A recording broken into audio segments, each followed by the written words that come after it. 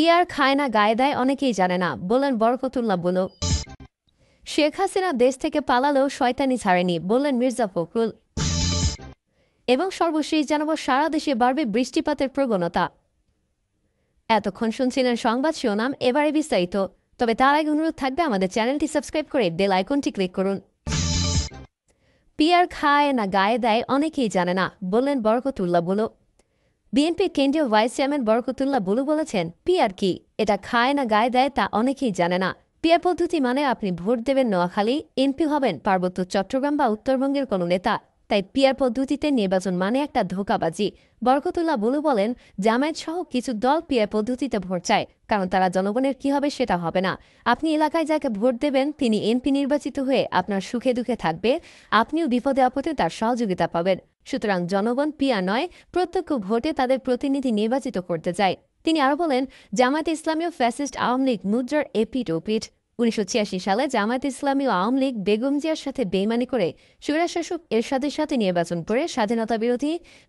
জামায়াত ইসলামী ১৯৭১ সালে পাকিস্তানিদের হয়ে মুক্তিযোদ্ধাদের সাথে যুদ্ধ করেছিল। ওই সময় লাখ লাখ মানুষ ও ২ লাখ মা বোন ইজ্জত হারিয়েছিল। আওয়ামী লীগের কোনো সেক্টর কমান্ডার নেই উল্লেখ করে বরকতুল্লাহ বুলু বলেন, শহীদ জিয়া সেক্টর কমান্ডার থেকে স্বাধীনতার ঘোষণা দিয়েছিল। ১৯৭৭ সালে ওআইসি সম্মেলনে গিয়ে সৌদি আরব সহ মধ্যপ্রাচ্যের ১৯টি দেশে শ্রমবাজার সৃষ্টি করেন প্রেসিডেন্ট জিয়া। ১৯৮০ সালে ৫৫০ গার্মেন্ট শিল্প অনুমোদন দিয়ে মা বোনদেরকে সচ্ছলতার পথ দেখিয়েছেন আধুনিক বাংলাদেশের স্থপতি শহীদ প্রেসিডেন্ট জিয়াউর রহমান। শেখ হাসিনা দেশ থেকে পালালেও শয়তানি ছাড়েনি, বললেন মির্জা ফখরুল। ছাত্র আন্দোলনের মুখে শেখ হাসিনা দেশ থেকে পালালেও শয়তানি ছাড়ে নাই বলে মন্তব্য করেছেন বিএনপি মহাসচিব মির্জা ফখরুল ইসলাম আলমগীর। নেতাকর্মীদের শহীদ জিয়ার আদর্শ ধারণ করে রাজনীতি করার আহ্বান জানিয়ে বিএনপি মহাসচিব বলেন, আওয়ামী লীগের মতো চার্টার দলে পরিণত হওয়া যাবে না, তাহলে বিএনপিকেও মানুষ ভালোবাসবে না।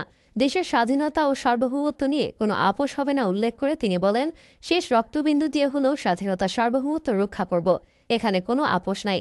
মির্জা ফখরুল ইসলাম আলমগীর বলেন, ছাত্র আন্দোলনের মুখে শেখ হাসিনা দেশ থেকে পালালেও শয়তানি ছাড়ে নাই। ভারতে গিয়ে সে আবার শয়তানি শুরু করেছে। ওইখানে বসে আওয়ামী লীগ ছাত্রলীগকে উস্কাই দিয়ে বলে, তোমরা গোলমাল করো, মিছিল করো, মারামারি করো, নেতাদেরকে মারো। যদি আপনাদের কারো উপরে কোনো হাত পড়ে, আওয়ামী লীগের সেই হাত আপনারা ভেঙে দেবেন। দেশের রাজনীতি নিয়ে কথা বলতে গিয়ে তিনি বলেন, ডক্টর ইউনূসের রাজনীতি করার ইচ্ছা নাই, তিনি দেশে শান্তি ফিরিয়ে আনার চেষ্টা করছেন। আর আগে শেখ হাসিনার হাতে সবকিছু থাকলেও আগামী দিনে ক্ষমতার ভারসাম্য আনবে বিএনপি। বিএনপি নেতাকর্মীরা আইনের প্রতি শ্রদ্ধাশীল জানিয়ে তিনি আরও বলেন, আইন আইনের মতো চলবে। বিএনপি ক্ষমতায় এলে গণমাধ্যম সম্পূর্ণ স্বাধীনভাবে কাজ করতে পারবে। ছাত্রদলের নেতাকর্মীদের উদ্দেশ্যে মির্জা ফখরুল, ছাত্র সংসদ নির্বাচনগুলো বা কোথাও গণ্ডগোল করা যাবে না, আর অতীতের কর্মকাণ্ড ভুলে পুলিশকে আরও দায়িত্বশীল ভূমিকা পালনেরও আহ্বান জানান তিনি। এছাড়া সোশ্যাল মিডিয়ায় ছড়ানো গুজবের বিরুদ্ধে সবাইকে ঐক্যবদ্ধ থাকার নির্দেশনা দেন তিনি।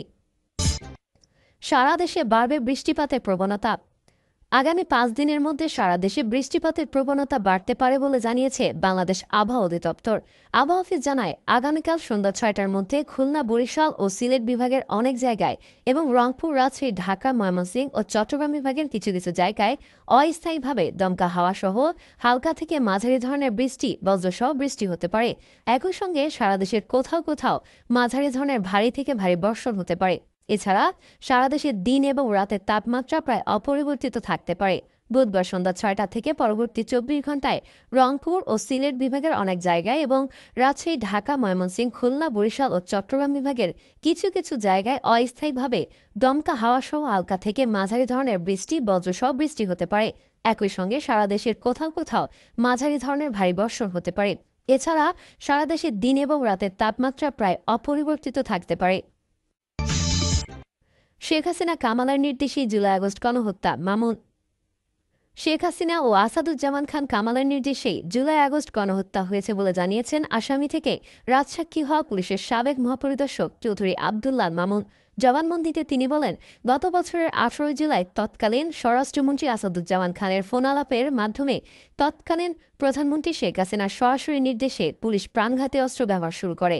সাবেক আইজিপি জানান, সে সময় তিনি পুলিশ হেডকোয়ার্টার্সে ছিলেন এবং তার সঙ্গে অতিরিক্ত ডিআইজি প্রলয় কুমার জোয়ারদার উপস্থিত ছিলেন।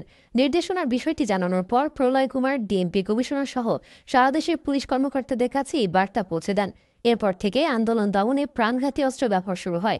জবানবন্দিতে মামুন আরও বলেন, আসাদুজ্জামান খান কামাল, আনিসুল হক, ফজলে নূর তাপস, সালমান এফ রহমান, ওবায়দুল কাদের, জাহাঙ্গীর কবির নানক, মোহাম্মদ আলী আরাফাত, মির্জা আজম, হাসানুল হক ইনু ও রাশেদ খান মেনন সহ কয়েকজন প্রভাবশালী রাজনৈতিক নেতা প্রধানমন্ত্রীকে প্রাণঘাতী অস্ত্র ব্যবহারের জন্য প্ররোচিত করেছিলেন।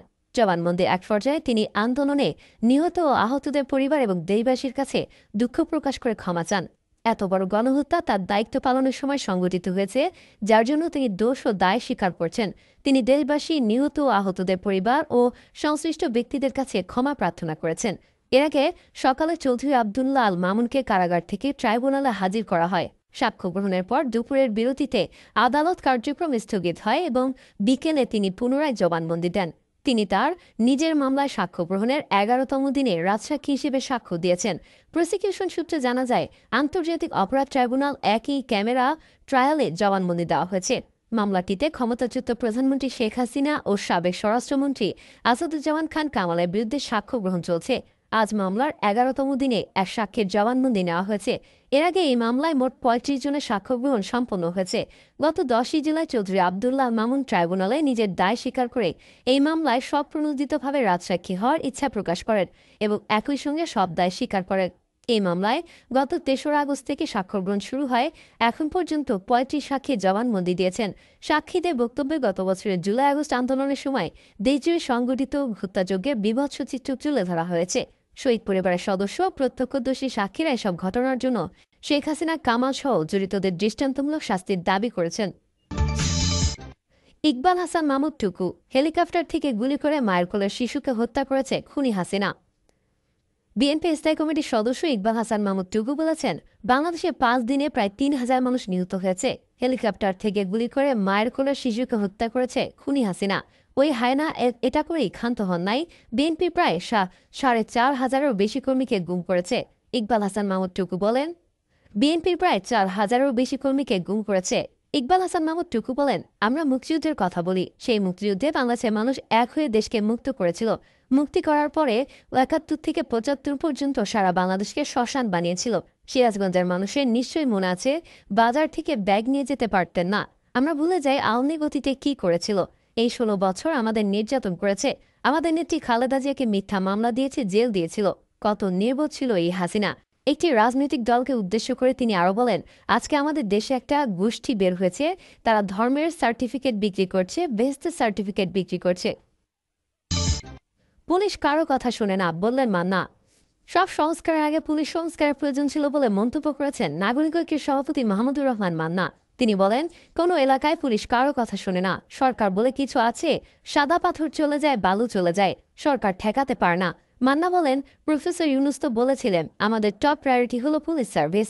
আমি আজ ১৩ মাস পর সরকারকে জিজ্ঞাসা করতে পারি, কি অবস্থা এখন পুলিশের? পুলিশ কোন জায়গায় দায়িত্ব পালন করছে? মান্না বলেন, পুলিশের মধ্যে তো একটা ট্রমা আছে।